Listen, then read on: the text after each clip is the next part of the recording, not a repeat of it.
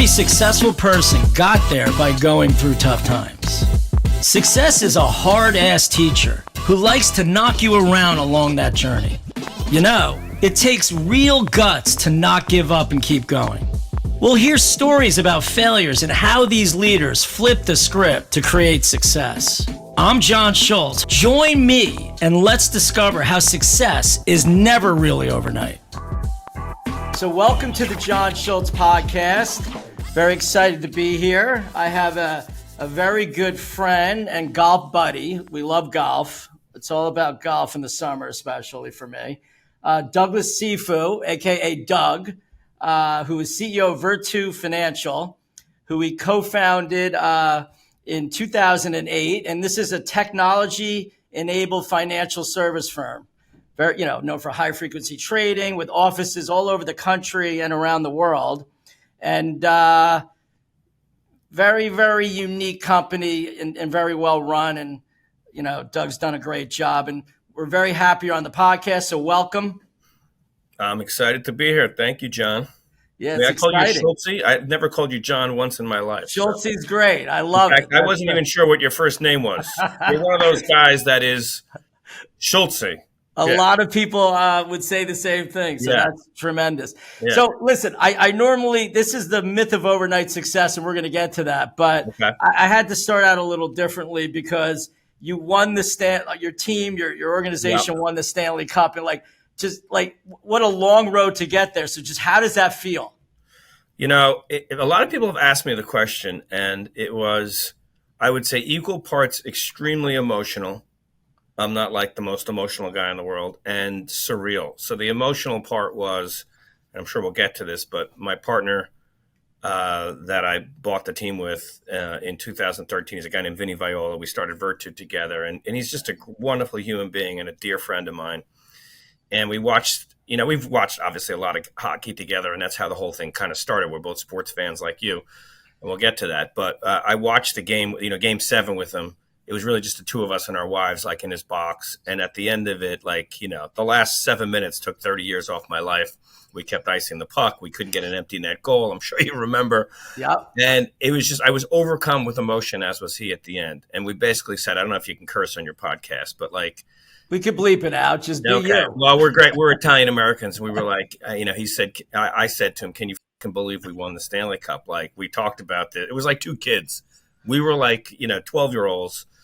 Hugging, and I started to cry, and I haven't cried since my mother died, in 1999. So it just came out of me. So that part was very emotional. And then 3 minutes later, our security guy is like, well, and I've been to the arena, obviously 1,000 times. I kind of know my way around, but we're going through the bowels of the arena, through all the media. And then, 3 seconds later, you're on the ice. And I've never been on the ice with 20,000 people.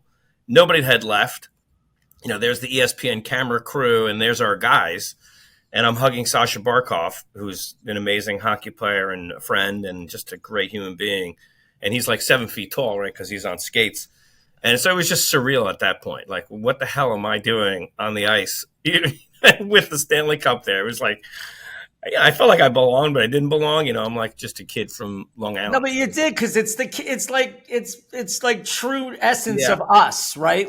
Sports can bring that out in all of us, which is why we try to do whatever sport we can do as long as we can for our lives. Golf, whatever you can do as you get older. It's hard to play hockey, but all right. So what I love about it is, the getting back to how you feel as a kid. I hate that we lose that as we get older. But my next question is, all right, so yes, as a kid, we all want to own a sports team. We want to be a baseball player.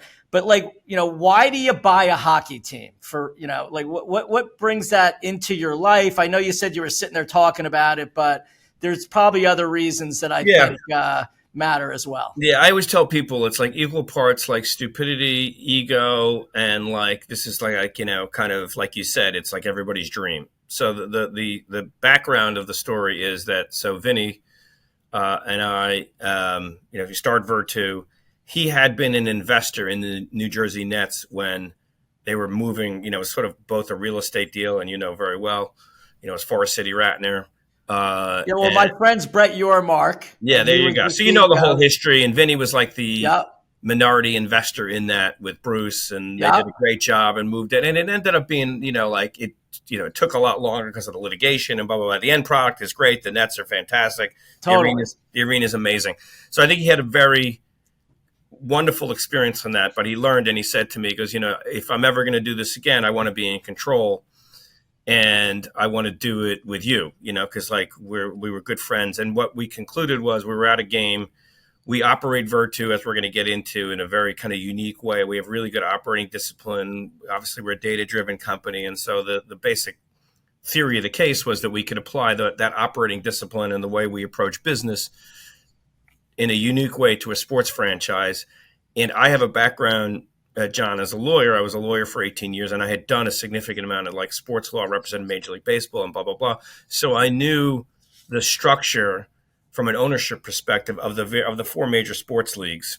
And my conclusion was that the most attractive league for a small market team, like you're not going to buy the Giants or the Rangers or the Toronto Maple Leafs, right? Or the Knicks. Yep. They don't come for sale a lot. But the best opportunity for a small market owner was in the National Hockey League, thanks to Bettman and the way that the league was set up with a hard salary cap, a real salary cap, revenue sharing. And so therefore, the Florida Panthers and indeed the, Carolina Hurricanes can compete with the Toronto Maple Leafs, the Montreal Canadiens and the Chicago Blackhawks, the more traditional kind of big market original six teams. And so we were at a Ranger game. We were big Ranger fans. Ironically, I was a Ranger season ticket holder, and we started talking about it. And I kind of said, hey, not only is hockey the best league for a small market team, I had a house. I've always had a house, well, not always, but since 2007, I had a house in Florida, first in the Jupiter area, and I'd been to Panthers games. And I said, Vin, this is great arena. It's great demographics. It's South Florida. And I knew of their travails around attendance and this and that. And so I actually had said to him, if we could end up buying that team, that would be a great opportunity because South Florida is an amazing market, great demographics. You're from, Stewart in the north to Miami in the south. There's a ton of, transplanted Midwesterners and Northeasterners that like hockey. There's a lot of money, as you know. I'm sure you've been to Boca 1,000 times. I played golf with your brother in Boca. So Yep. that was basically the theory. And then, as fate would have it, and I don't believe in coincidence, like the Panthers came up for sale. Like I don't know, 3-4 months later, we had registered interest with Commissioner Bettman, and the rest, as they say, is history. And here we are talking about the Stanley Cup 11 years later. So Doug, this fan thing, like I know you say you're a fan, you love fans. What do these fans really mean to you? And how much energy does it give you to actually get through the brutality of owning a team and running a team? Yeah, it's a great question. And like, I want to say this, and this is not false modesty. Like, Vinny and I are just like regular guys. Vinny grew up in harder circumstances than I did. And I grew up in a middle-class family, like where, going to like a hockey game was like a treat, right? And my dad would get one giant game a year because his friend had season tickets, and he would like take one, every third year I'd go because I had two brothers. So like, I get how important sports is. And so like, I've always just kind of, tried to engage with people and tried mostly to be nice. And 99% of the people I've engaged with in the Florida Panthers arena have been wonderfully nice people. I would say, I would look at people and say, almost like, how can you have been a season ticket holder of this franchise for so long? I mean, they just gave you nothing back, and we were awful. We didn't make the playoffs for, I think, from 96, they made the finals, and there was like one playoff year. It was really like just not a great product. So I really just almost admire the passion of these folks. And I've met a lot of them over the years. And John, it was even last year when we won the Eastern Conference Finals, and I'm in Panther Bar, and there were people in front of me. And then when I'm walking out of the arena, people, some people knew who I was. Like grown men were coming up to me with tears in their eyes, crying. It was just like overwhelming. I was like, and they were thanking me. And this is not false modesty. I would say, honestly, I don't know what the hell you think I did, but like, they're like, no, you and Vinny. Give Vinny all the credit in the world. You and Vinny saved the Florida Panthers and hockey in South Florida, blah, blah, blah. We would have been, in Quebec or whatever it was, and you guys invest in this team.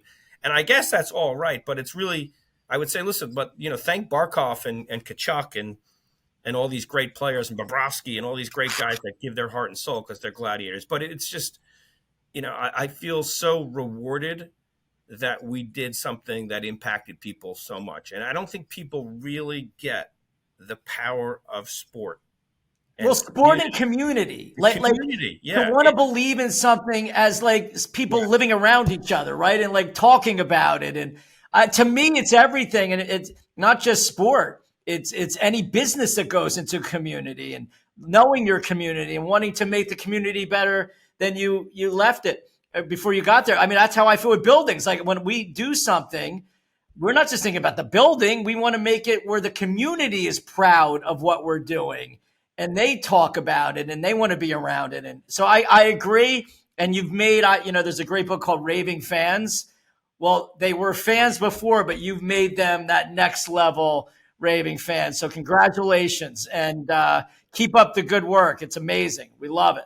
Because you had so much passion for it, right? You stick with it. Yeah. You get involved with it. You work it. You're having fun just that you're in it. But there's challenges, right? Like, what are some of the greatest challenges of owning a team? And it's a huge asset that takes a lot of capital. And as we know, or at least as I've read, you don't make as much money as you think with these teams along the way. It's enterprise value, right? Asset value at the end. So what would you say was your biggest challenges? Yeah, I mean, I want to say this as nicely as I can. I think it was very challenging for the prior owner and the ownership group because, as you say, there's no shortcuts in sports, and you can't cut your way as you can sometimes in business to success, and you have to have incredible commitment and, frankly, a very, very deep pocket. And my partner Vinny, he's the clear majority owner. I'm just like a little guy, but I'm his partner in everything. And we're best buddies.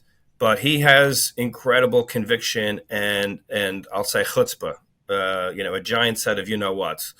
And he knew that we were going to have to put an enormous amount of capital to fund losses and to make the investment required in the community, both on and off the ice. And that's really the key, which is we went to Broward County, who owns the building, when we first bought the team and said, listen, we're here we're not carpetbaggers. We're New Yorkers. We get it. We're not native South Floridians. We're going to make an investment in the community. We're going to prove to you people that we're here to stay, and we're going to build a winner, and we're going to play at the cap, as painful as that is, just because we're going to have huge operating losses.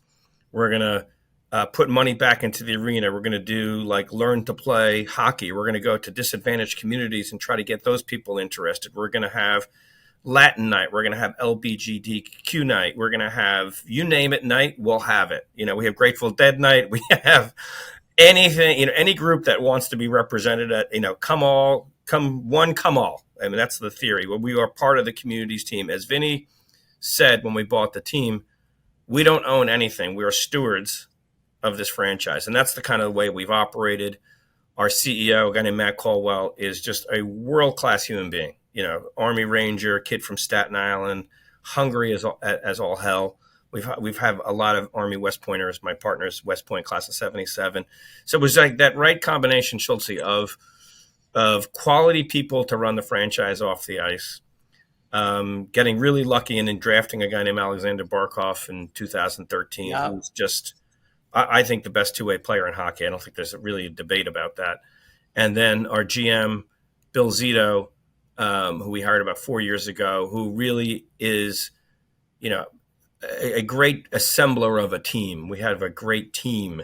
There are superstars on our team, but, you win championships because the guy on the fourth line, is a great forechecker and gives his all for 82 games and then, hopefully a lot of games in the playoffs, that kind of stuff. And your third pair defense men cares a lot about everything and is a quality person and is a really good hockey player. And that's how you win championships in the NHL. It's not a star league. But I think it takes the whole organization for the team to feel that, right? And I know and I love this about you, is subjugate the ego. And we're going to get into this, right? And Yep. you sit in the stands, you don't sit Yeah. in a box. And I know personally that people will text you about, on your social media, and you actually deliver to your fans in a way that most owners don't. And you allow yourself to put yourself out there, which is, it's infectious to the people around you, right? Yeah. And I think also what I've known about you is if someone doesn't fit, they should be at a better place for them, but you need your place to be what it is in your guys' vision, both you and Vinny, which is, to Yeah. me, a very interesting place. But I'm going to go back now, okay? Because all of this was the culmination of a lot of things in your life, and you grew up in Syosset. How did your family as a young person affect you in the direction that you went, from being a young kid to high school to college, and how did that shape you? Yeah, that's a great question. Yeah, I'm as I said, second generation Italian American. My grandparents came here from a little town called Itri in Lazio, which is south of Rome. And both my grandparents, I never met my grandfather, he passed, but my grandmother was illiterate. I remember as a kid, I used to read funny papers to her because she couldn't read or write. And so Wow. and she had five boys. My dad was the youngest of the five. They had a fruit and vegetable business in Manhattan called Cifu Grocers, great place, 514 3rd Avenue. Actually, when I graduated law school, believe it or not, I lived above the grocery store, and the only kid working at Paul Weiss who used to have to walk over cauliflower and broccoli on his way to work. I love it. And my Uncle Rich was the butcher in the back, so he'd leave like a steak in front of my door. So it was a great, I grew up in that kind of larger extended family. My dad was the youngest of five, so there was not room for him at the fruit and vegetable business, so he had to go to City College. Good. Smart guy. So he became an electrical engineer, but that work ethic, and we moved out to Syosset, and we had a very wonderful, amazing middle-class existence. My mom was a registered nurse. My dad was an electrical engineer, worked 43 years at Sperry, which became Unisys. I went to work every single day, didn't take a sick day in 43 years. I remember he would get his overtime, and he had like a little sheet. He knew exactly how much money he was making, that kind of stuff. And my parents saved so I could go to my two older brothers. We all went to college and all went to grad school, and my dad did his best to pay for all of it. So that hardworking work ethic. My mom worked 11 to 7 at night at a hospital in Plainview called Central General. She did that to help pay for school. I remember she'd come home at 7, make me breakfast, sleep, and then, whatever, if I had after school stuff, she'd take care of it. So it was just like a great, hardworking American dream kind of environment. School was emphasized.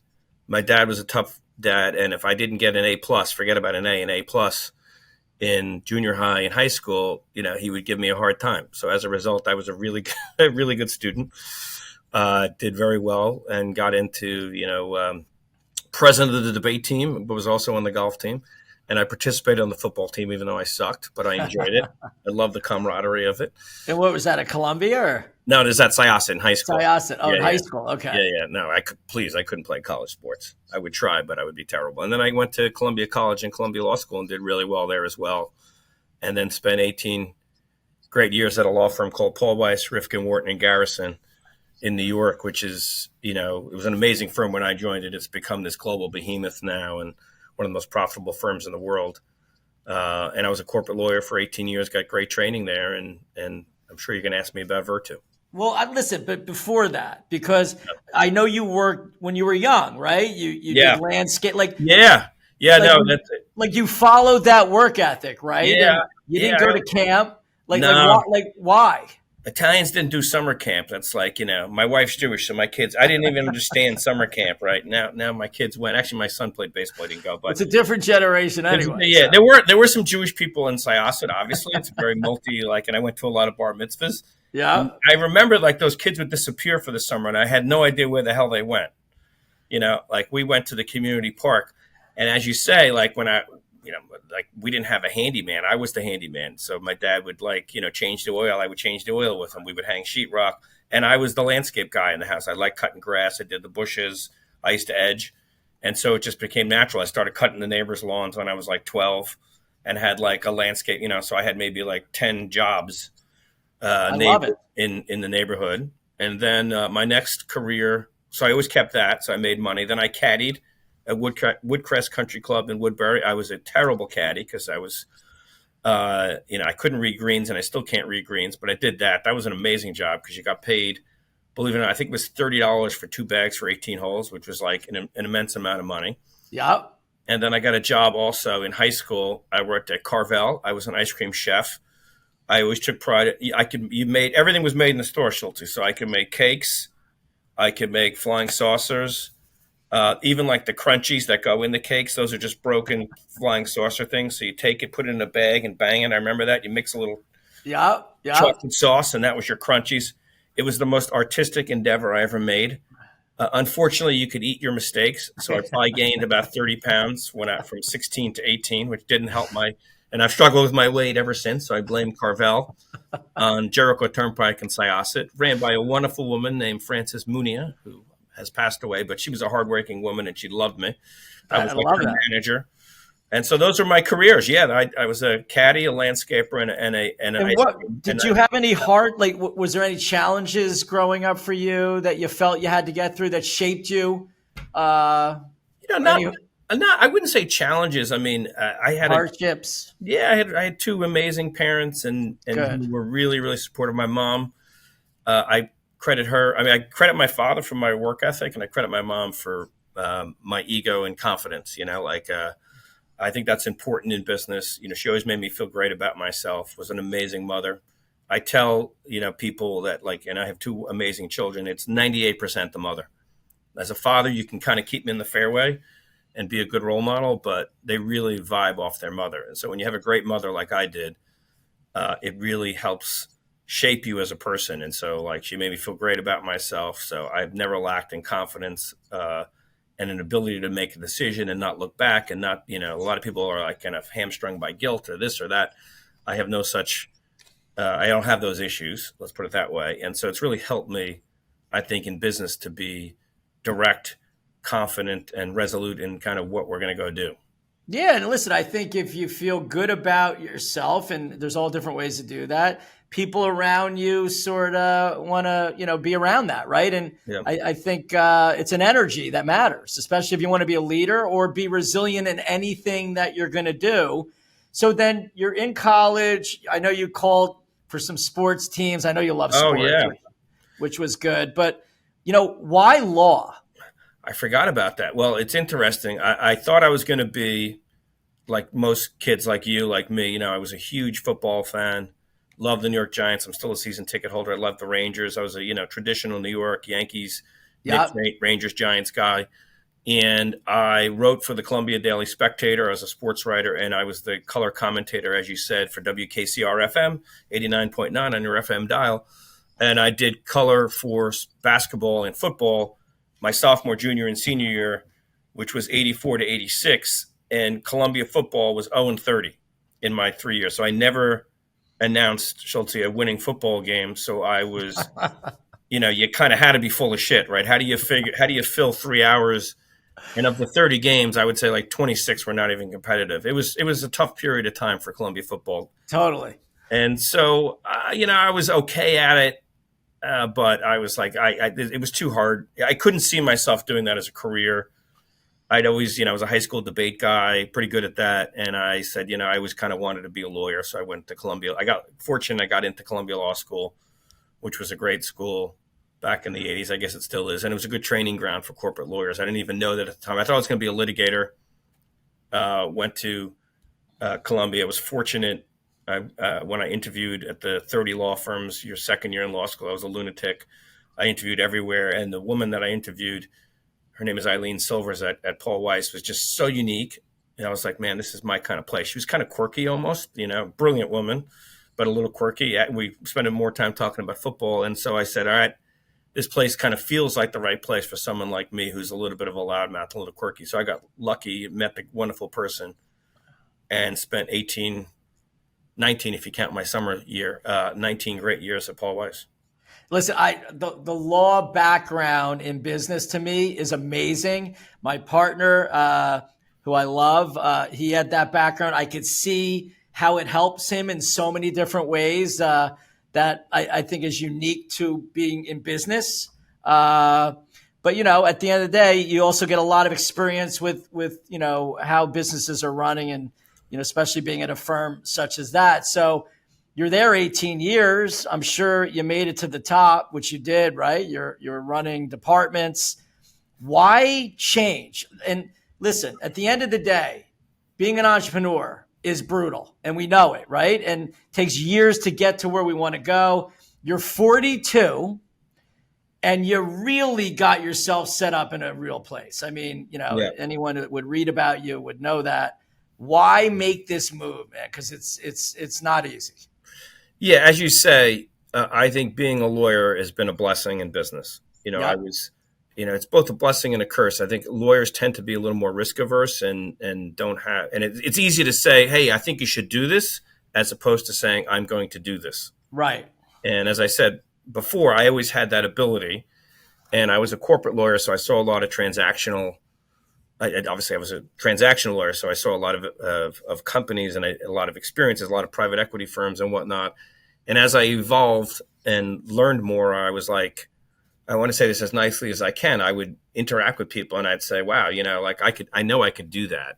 I don't want to, I didn't want to be a general counsel at a company because that felt like just another version of what I was. So I wasn't seeking a job. And, I tell people you make your own luck in life, right? So I was at Paul Weiss. Journal Atlantic Partners was my biggest client, the big global private equity, whatever they call themselves these days. Bill Ford was the CEO, became pivotal in my career, was very supportive of me at a very young age as a partner at Paul Weiss, kind of made my career. They make an investment. They made a multitude of investments in financial services firms because Bill saw how technology was going to morph the financial services industry and change the way that services were delivered and prices were discovered. And so he makes this investment in 2004, I believe it was, or 5, into the New York Mercantile Exchange. Vinny Viola is the chairman of the New York Mercantile Exchange. So he's on the other side of the table. And a good life lesson was, I am an arrogant ass, but I tried to not carry myself that way and be a schmuck to people that were adverse to me. As some lawyers are like so hostile that when you're the client, you can't stand them. And the couple that stand out in my brain, I won't name names.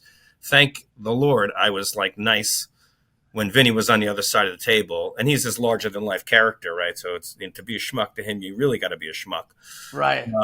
And the deal ends, and he had sold a business to this company called Refco, which was filed for bankruptcy, and they owed him money, and blah blah blah. So he calls Bill Ford and says, "Hey, who was that guy that represented you again?" And lo and behold, a week later, this guy shows up in my office, and the rest, as they say, is history. But you did it. You could say it's history, but you made a move that was unsafe. You had to have courage. Yeah. And I'm going back to, and this is why I love talking about when people are young and how they get through their younger years. Your mom and dad made you, it had that in you, right? To make that decision. Yeah. Well, it's interesting. You're right. I had tenure. Think about it like that, right? When you're at Paul Weiss, and they were making whatever millions at that time. In a major firm. This is not some small regional firm. Right. You could look at your next 25 years and say, okay, I'm going to make at least X, and extrapolate out, and they've done incredibly well. You know how much money you're going to make, and you had there's a pension program for partners. Totally. It was safe. Blah, blah, blah, blah. It was very, very safe. I think a couple things. One, Vinny's an amazing individual and very, very compelling. Two, I wouldn't say I was bored as a lawyer, but you're not like you're doing the same thing over and over again. And there's definitely value that you add, but it was a repetitive business, and it became very much a business. I was sitting there as you're doing the, whatever the 5 transactions you're working on, you're thinking, okay, this one's going to end in 2 weeks. I got to go out and get more work and blah, blah, blah. So it's a little bit that hamster wheel of being a service provider, if you will. You want to make sure that there's more. So it's like a pie eating contest, and the reward is more pie. And so it was just the right time in my life. And then the last thing is Vinny really knows how to get to a guy. So he came to my house and spent time with my wife, and my wife just loves Vinny and adores him. And he's been amazing to my wife and to my children. The last 16 years we've been partners. And, it was just something inside me said, okay, I trust this guy. I would say there were some partners at Paul Weiss in 2008 that thought I should have my head examined, right? Because we had nothing. It wasn't It wasn't like I was joining a company. I you know, No, dude, you became a complete entrepreneur. I mean, yeah, yeah. it's a I mean, startup yeah, it in wasn't. Yeah, a new way to do business against monsters that easily could have done what you were doing. yeah, but it wasn't like Vinny was some, guy with a dream and sitting in his garage, right? He had I some get it, but you success. still Yeah, got to start a new. yeah. You're not giving it enough credit of Well, I what you appreciate guys you did saying that, but because it yeah, doesn't matter what you had; it's what you do, right? yeah, So, yeah. Look, it was hard. As I tell people, you spend 18 years as a lawyer, and money's coming this way once a month, and then like twice a year you get big distributions, whatever it is. I forgot how you got paid always. You start as an entrepreneur, and all of a sudden, every 2 weeks, money's going this way because I'm making payroll.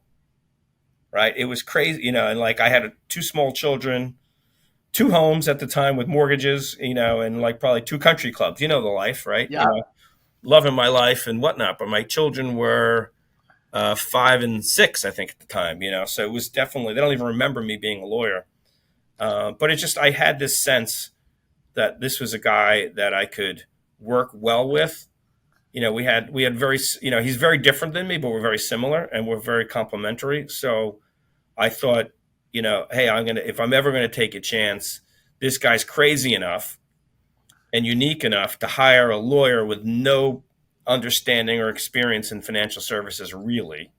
I knew M&A really well, but I didn't know a bid from an offer. I didn't know EBS from eSpeed. I didn't know any of the venues. I didn't know what a national securities exchange was. I wasn't a broker-dealer lawyer. And so, he was crazy enough to trust in me. And so something. Or maybe he was smart enough to know when you go into a new sector that's changing, it's always easy to say, well, we used to do it this way. Yeah. You knew, like you're first of all, I know you love to learn.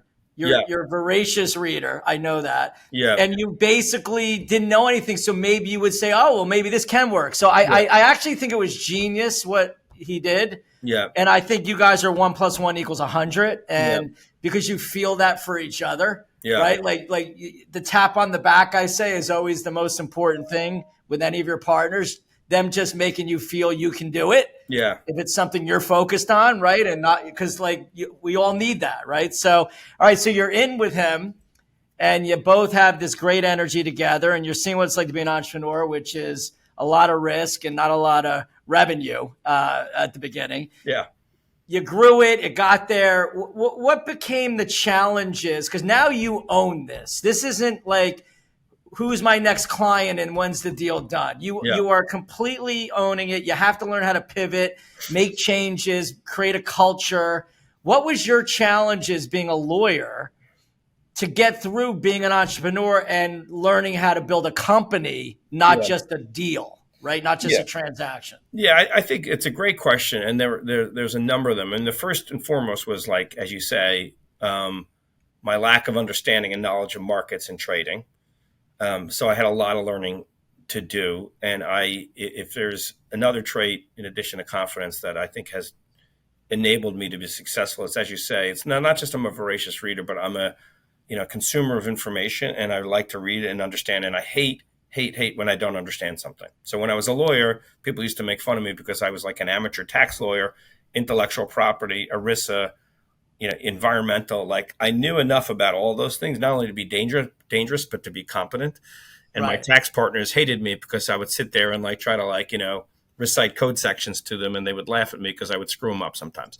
Anyhow, so it was not distinctly different when you start a financial services business, when it's like a whole new nomenclature. So imagine being a lawyer and speaking like a lawyer and understanding law, and all of a sudden people are talking like a different language. So I had to it's like, being conversant in English, and all of a sudden, everyone's speaking in Sanskrit. It wasn't even, not even a Romance language, right? So there was that. There was also I'm working with people that are 25, right out of tech, that are a lot smarter than I am, that have computer science, physics, and mathematics degrees. And my last math class is Syosset High School, and my last science class. No, I get it. So there was that challenge. Yep. Learning technology and being conversant enough in software and hardware that I could at least engage, and I do. And that's conquering that fear, if you will, and not being embarrassed that you're like this smart guy, you're the CEO, you were a partner at Paul Weiss, And all of a sudden you're asking some kid who's 25 that just graduated from MIT, like, what's a kernel bypass? I don't know what the hell you're talking about. And what's an operating system again? I mean, like basic stuff like that. And, we started Virtu in a world of milliseconds, and now, like, we're in the nanosecond world, and I feel like I'm a hardware engineer sometimes because I know. So, but how did that change you as a person, and how did it make you better? Yeah, growing a company, right? Because it's not easy. You know what? It's a great question, and it's I hadn't really thought about it until you just asked me that question. It actually is fulfilling in a way, right? Because it broadens you.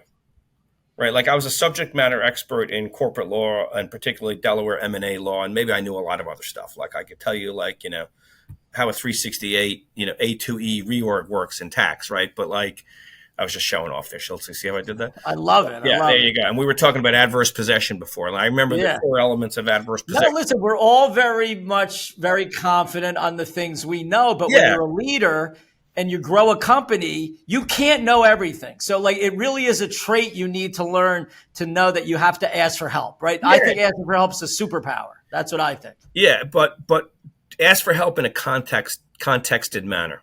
Yeah. Like if I said to my technical people here, like, hey, like, this, that, or the other thing without like some level of competence, they would be nice to me because I'm the CEO, but I'm sure they would think, I got to tell this dumb shit again how this works, right? No, I got you. So like, I think one of the things that I've really, really enjoyed is it's made me a lot broader around subjects, and around like, I'm a pretty, I guess you would say I'm an industry expert. People want me to go on TV or do this or do that. And I'm very loud and outspoken about, to put it mildly, about like regulatory issues. So like, I like that. I really like knowing a lot. I'm a sponge for information. My wife always says like, like a lot about a lot of stupid things. And, but I can't remember her birthday, so like my brain is like focused on being an information sponge. And I think being an entrepreneur, it actually, having that trait is really helpful because I'm doing everything in the beginning, Schultz, from like, negotiating the lease for our first building to like figuring out how to like install a dishwasher, right? Because we don't want to pay for it, to like hiring kids that are a lot smarter than me, to understanding how we're going to set up our architecture, to understanding like market structure of the U.S. equities market, right? Like you're doing everything. I was CEO, CFO, general counsel, and like a janitor. I'd go down and get the lunch for the kids that were trading because I didn't have a GUI in front of me open. They had a GUI, and I'd go downstairs and go get lunch. And I also heard the story of you and Vinny in 2008 when you got your first office, putting the furniture together. Yeah. To me, that one moment, if I saw that, would be like, there's no way these guys are not going to be the most successful at anything they do together. Well, because like that's like totally what an entrepreneur would do. Well, it's funny you say that because and I remember it like it was yesterday. Okay, we had another business. We got a lead on a business that had a bunch of furniture that was gonna go away, and so we literally sent 2 guys, flew out to Chicago, drive this truck back, one of these giant like U-Haul rider rental trucks. It gets to the loading dock at 645 Madison, which we hadn't reserved, so I had to like take care of the super. You know what I'm saying? And we literally had like a fireman's line of like furniture from the service elevator into the office, and then we had to screw and put all these chairs back together. And I remember Vinny and I had been at something, and we were in suits. And I remember Vinny takes off his shirt. He's got his undershirt on. He kept his pants on because of decorum. He didn't want to like. I mean, we were gonna like literally we're putting chairs together. He ordered pizza, and I remember looking at this guy like it was yesterday. I remember this, Schultz. This was like the summer of 2008. And I remember thinking, okay, this guy is extremely successful. He's very, very wealthy. I don't know if he's a billionaire at that time, but he's basically in his underwear. It's 10 o'clock at night. We have one wrench set, like we're sharing like, the socket wrench to put the screws in. And I remember thinking, okay, this is either the smartest thing I've ever done that's going to be really successful, or this is the stupidest fucking thing I've ever done in my life. And I'm going back to the law firm in 6 months because this man is a lunatic. I love it. I love it. Yeah, I don't think Steve Jobs. Well, maybe Steve Jobs would have been doing it, but no doubt they all do it. Like they all start in their garages. To me, it's a garage story in an office building, and I just love it. And it's like everyone thinks, we're all successful, money comes with success, but why are the stories we love and we smile about are all those stories? It wasn't Yeah. all the successes. It was the hardships and the little things that we did to get there. Well, the reason I tell that story, and I tell it to all of our interns and our new employees that come in, is not because it's like, hey, woe is us, right? And parenthetically, like the arms on the chairs would fall off years later because we all sucked at it. But it demonstrated the ethos of Vinny and what Virtu is all about, right? It's not about like obviously we had the money, we could have bought all furniture, right? Vinny is a very wealthy guy. I had some money. We could have gone to the office furniture store and gotten robbed for those $2,000 ergonomic kind of chairs and desks that go up and down, all that crap. By the way, office furniture is the most opaque, inefficient market in the world. That's a business you and I should do, Schultz. But putting that aside, but the DNA of the firm was like, hey, we're going to operate this thing. Every penny counts. Every penny counts. And that's how I run Virtu 16 years later. I act as if I owned 100% of the company and it's my money. So we don't waste it, right? We reconcile every trade instantaneously to the penny.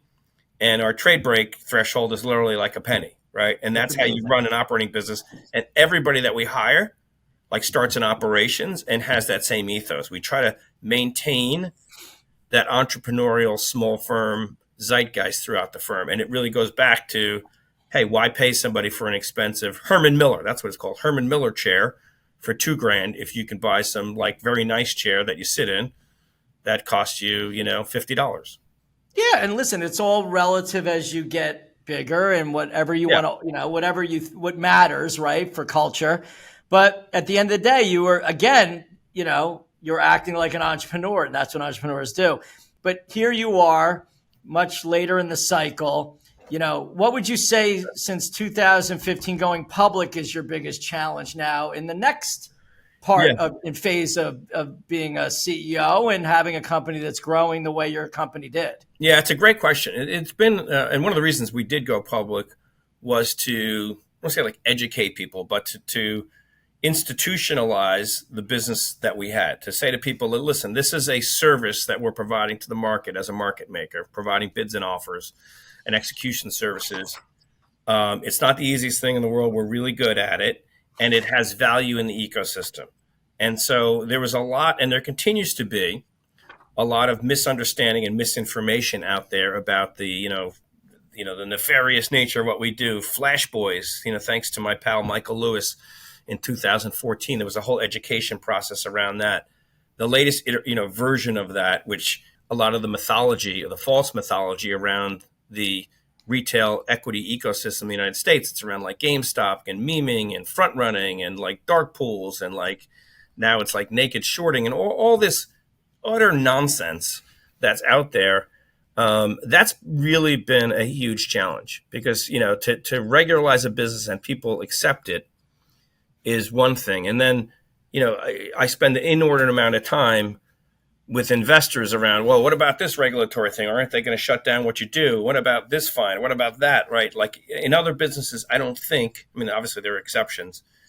CEOs aren't spending as much time defending, if you will, the basic kind of DNA of what the service or the business is that you're providing. Does that make sense? Yeah, no, I get it. Listen, you had Robin, but listen, there's so much. Listen, if you want to be a change maker, accept it, right? Because look at Robinhood, look at all the new products and services that came out. Look at you, right? You got Citadel, you got all these things that are sometimes they go so fast it's hard to understand if you're not doing it every day. But I get it. I think in any industry that changes, you're going to have that if it's a public entity, right? That's the sort of.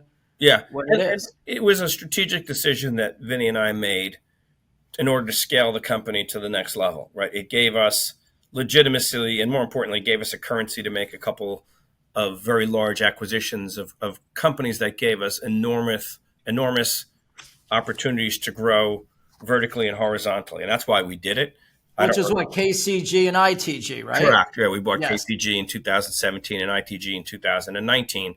And I don't regret either.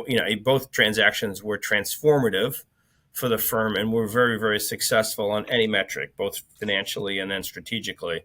But acquiring a business acquiring businesses of that magnitude, there were much, it was like, a minnow trying to swallow a whale when it came to Knight, for example.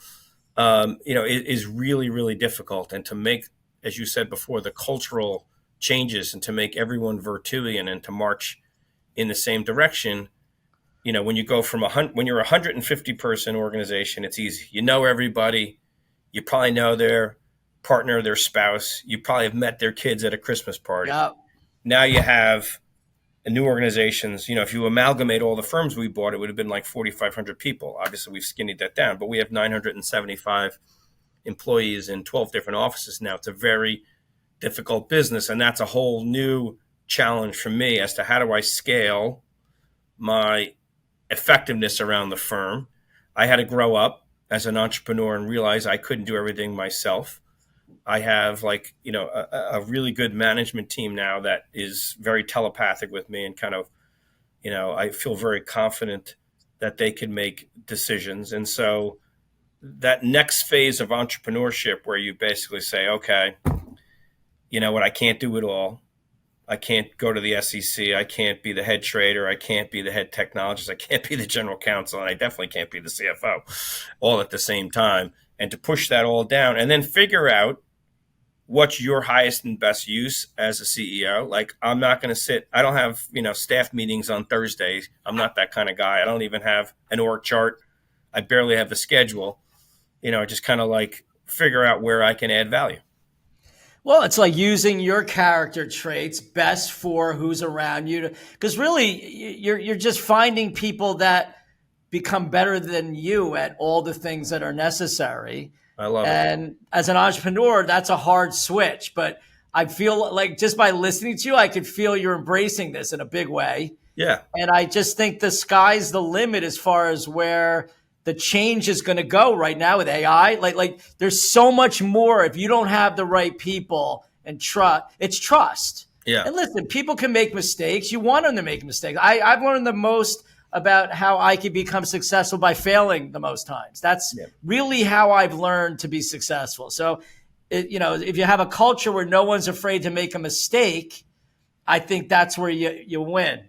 And I see a lot of great things, but, a few more questions because I know you're busy, but hockey team, public company that's growing that I think we're in a game-changing moment of where it could all go. Personal, like how do you balance? And I know I hate the question, but maybe it's prioritize, I know you love golf and you have when you're that busy, how do you do it where it makes you, where you feel satisfied with like what you're doing? Yeah.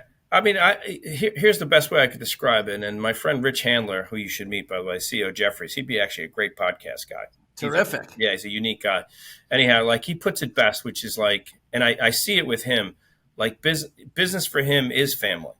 And I know it sounds very, very trite. And he's got, he texts me all the time. We socialize. Obviously, he wants me to trade more with Jeffries and whatnot, but it doesn't feel that way. And he picks the people that he likes. And so Virtu, I don't want to say Virtu is my life, but it's a big part of my life. And everyone kind of gets that.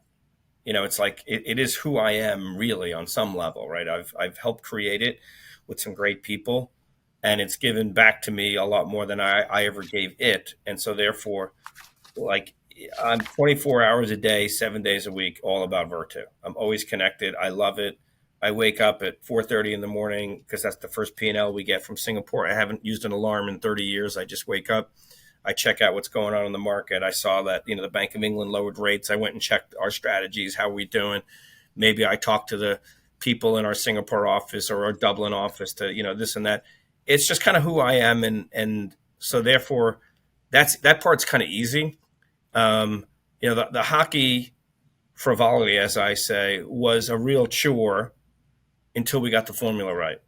Now I can just walk around like an imperious owner. No, I'm kidding. Now I can just, to be honest with you, you come to a game with me, you'll love it, right? Like, no, I'm coming. What do you mean? I don't, how do I say this nicely? Like I can sit wherever I want. Obviously, and Vinny's got a great box. I find it very like sanitary or sanitized, I guess, to sit in the box. I feel like detached. Well, you're a fan. Yeah, I'm a fan. You're calling Columbia games. Yeah. I mean, you're a sports fan. Yeah, and who doesn't mean you don't want to sit there sometimes, but like you enjoy that better. I yeah, love it. no, like I'll tell you a funny story. So we buy the team 2013-14. I go to the arena, and it was easy to get a seat back then. We had like basically no season ticket holders. So you know how it is in hockey. I picked this seat. It's like I think I'm 17 rows up, kind of center ice in like our VIP club that you can pay for. You know, food and drinks included. It's a great vibe. Back then it was called Club Red. Now we call it the Amaranth Vault. Anyhow, and I go to like opening game. And back then I used to wear suits because Vinny's like, we got to wear suits, whatever. So I'm wearing a suit. Now I just kind of go in whatever I'm wearing. And I'm with my wife and some other friends, and we're playing the Penguins. And now I'm a huge admirer of Sidney Crosby, so I don't want this to come across the wrong way, but I'm a fan like you are. Yeah. So as a result, I despise Sidney Crosby, just like I despise everybody else who's not a Panther. You know, I'm a crazy New York fan. Crosby does something to someone on the ice. I forgot what it is. And it was like, you know, whatever. It's hockey. I stand up and at the top of my lungs scream at Crosby, you're an effing, and then I use a bad word. And my wife is with me. There's a woman like 2 rows in front of us, you know, looks at her friend, turns around, looks at me, goes, we have interesting owners now, don't we? And my wife looks at me, see, I told you, you got to behave. They know who you are now. I figured who the hell knows who the hell I am? You know what I mean? I was like, wow, that's like my life. That was like the moment of my life where I was like, holy crap, people actually kind of know who I am. But I still sit in those seats. I've tried to tone it down a little bit. Like I've realized, you know, I was really very emotional when we first bought the team. Every game. It's not like it's hard to describe. You're a fan, but you got this vested interest in the team. You know what I mean? So I would like get upset about every loss. I've gotten a lot more zen. It's a long season. I don't curse as much as I used to. We have a cool, like, you know, VIP bar we call the Panthers bar where I generally hang out now. I go to my seats. I go back and forth. So you'll have a great time when you come to the game. I'm a lot. No, I can't wait. It's and now that we win all the time, we're the villains. It's great. We went from being the underdogs to the villains. It's good to be the villain. It takes years to be the villain, but when you get there, enjoy it, right? Yeah, yeah. So I want to thank you so much. This was amazing. I love your energy. You're just, you know, your terseness to get right to the point of what questions are being asked of you, and your general empathy for people, because I know you have that, and you care. So keep doing what you're doing. I'll be excited to watch how things progress. And again, thanks for being on. Anytime. Thank you, Schultz. Good time. Hi, John Schultz here. Thank you so much for tuning into this week's episode. Would really appreciate it if you would like, comment, subscribe, and share with your friends. Looking forward to being with you soon.